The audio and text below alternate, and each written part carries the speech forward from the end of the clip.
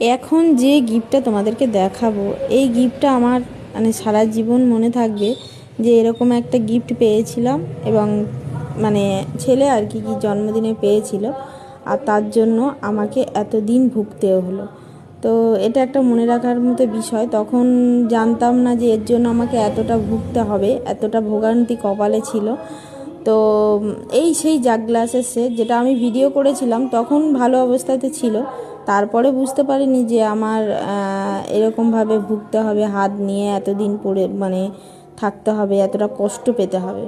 তো সে যাই হোক।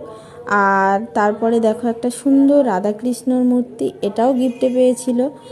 তো বাকি যেগুলো গিফট দেখানো বাকি ছিল সেইগুলোই একটু একটু করে তোমাদেরকে দেখিয়ে দিচ্ছি। সুন্দর একটা হোয়াইট কালারের মগ, বেশ সুন্দর এটা দেখতে, এটা গিফটে পেয়েছিল।